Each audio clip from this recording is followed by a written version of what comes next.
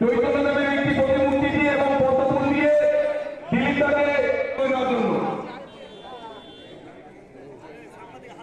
মেঘনা সবাই একটু বলুন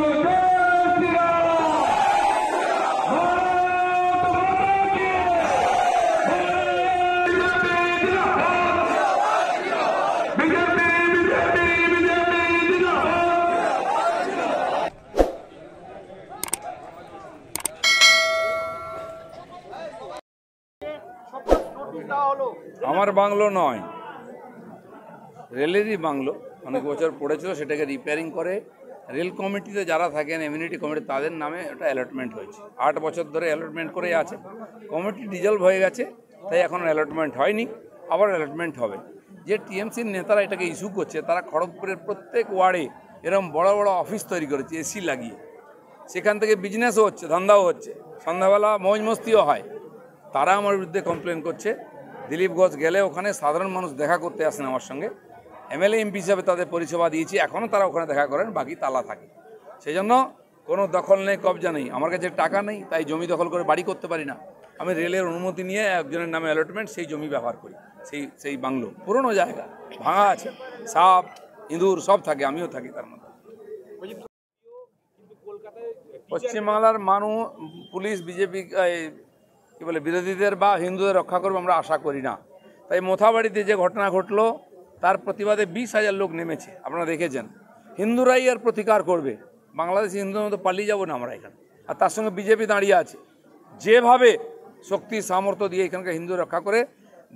এটা হচ্ছে হিন্দু বাঙালি হোমল্যান্ড, শ্যামাপ্রসাদ নিয়ে এসেছিলেন পাকিস্তান থেকে কেটে, সেটা রক্ষা করার চেষ্টা করবো। মমতা ব্যানার্জি যতই চেষ্টা করুন বাংলাদেশিদের ঢুকিয়ে, রোহিঙ্গা ঢুকিয়ে, অনুপ্রবেশকারী জঙ্গি ঢুকিয়ে এখানে উৎপাত করার, একদিন সব সোজা হয়ে যাবে। কাশ্মীর ঠান্ডা হয়েছে, বাংলা হতে বেশি দিন লাগবে না। ওনার পেট খারাপ কেন হচ্ছে? তিল জেলার অফিসটা ওনাদের, তার কোনো রেকর্ড আছে?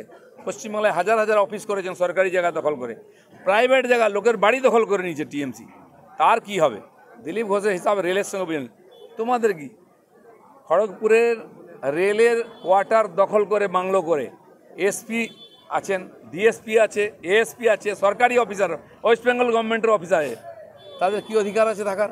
আরে তোমরা ভিখারি সরকার, নিজের অফিসারদের থাকার জায়গা দিতে পারো না, তারা রেলের জায়গা দখল করে আসছে। আরে আমি তো এমএলএ এমপি ছিলাম, আমি আর তোমাদের মতো জেল খাটা কান কাটাও নয়। দিলীপ ঘোষ বুক টান করে রাজনীতি করে, কোনো বেটা চোখ তুলতে পারবে না, কোনো আঙুল তুলতে পারবে না।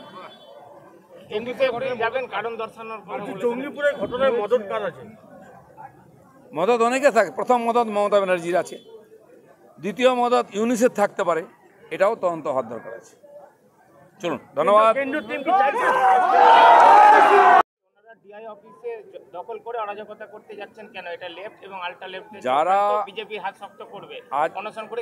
যেই টিচাররা আজকে স্কুলে বসে ছাত্র পড়াবার কথা, তারা রাস্তায় কেন বসে আছে? যারা ছাত্রদের জ্ঞান দিয়ে তার শিক্ষা পরীক্ষা নেওয়ার কথা, খাতা দেখা, তারা কেন লাঠি খাচ্ছেন পুলিশের? দায়ীটাকে ববি হাকিম বলুন, দাঁড়িয়ে বুকে হাত দিয়ে বলুন এই অবৈধ টিচারদের কাছে টাকা নেওয়া হয়েছে কি না। নাহলে ওএমআর সিট নষ্ট করা হলো কেন? সমস্ত ডকুমেন্ট নষ্ট করা হলো। জাস্টিস গাঙ্গুলি, যিনি প্রথম থেকে কেসের সঙ্গে ছিলেন, তিনি বলছেন সমাধান এখনও আছে, এবং সেই সমাধান ওই বৈধ টিচারদের কাছে 18,000 লোকের লিস্ট আছে যারা পরীক্ষা দিয়ে পাস করেছে। কেন লিস্ট নেওয়া হচ্ছে না? কেন কোর্টে দেওয়া হচ্ছে না? কেন সরকার কোর্টে গিয়ে বলছে না আগে 18,000 লোকের চাকরিটা নিশ্চিত করুন, এরা দোষী নয়, এদের চাকরি যেতে পারে না, এটা বলুক, তারপরে যাদের কাছ থেকে টাকা নিয়েছেন তাদের কাছে হিসাব বুঝে নিন।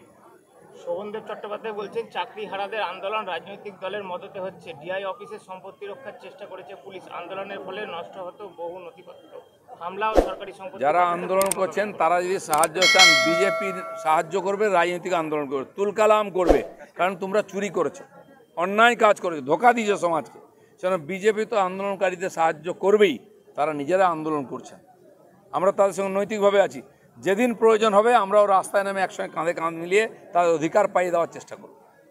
এখনো এই চাকরি নিয়ে ফেক ফোন করা হচ্ছে, গাজরের 2টি পঞ্চায়েত, বিজেপির পঞ্চায়েত, সেখানে প্রধান উপপ্রধানকে রীতিমতো ফোন করা হচ্ছে চাকরির নাম করে যে আলাদাভাবে বসতে হবে, কি বলবেন? আমাদের বিজেপির প্রধান উপপ্রধান এর মধ্যে তো কোথাও নেই। যেই হোক, এই যে 8,000 লোকের কাছ থেকে টাকা না হচ্ছে, যে নিয়ে থাকে সে দোষী, সেটাও খুঁজে বার করতে হবে কে টাকা নিয়েছে। অলরেডি খোঁজা শুরু হয়ে গেছে, তাই বহু টিএমসির নেতা ঘর ছাড়া গ্রাম ছাড়া হয়ে গেছে, আর বাকিরাও হবে। মোথাবাড়ি থেকে জঙ্গিপুর ষড়যন্ত্র করলো ওরা, 8,000 লোকের কাছ থেকে টাকা নিয়ে চাকরি দিল, মন্ত্রিসভায় পদ তৈরি করে দিল অবৈধভাবে। বিজেপি না টাকা দিয়েছে না টাকা নিয়েছে, বিজেপি আন্দোলন করছে এই 18,000 লোকের চাকরি যাতে বহাল হয়, যারা বৈধ চাকরিকর্তা, যারা শিক্ষক বা শিক্ষাকর্মী, তার জন্য আমরা লড়াই করছি, কোর্ট অবধি লড়াই করব। আপনারা দেখছেন 24 ঘন্টা ইন্ডিয়া টিভি, সর্বদা সবার পাশে সবার মাঝে। আজ এ পর্যন্ত। সঙ্গে রাখুন 24 ঘন্টা ইন্ডিয়া টিভি, দেখতে থাকুন সব জেলার সব খবর সবার আগে 24 ঘন্টা ইন্ডিয়া টিভির পর্দায়। নমস্কার।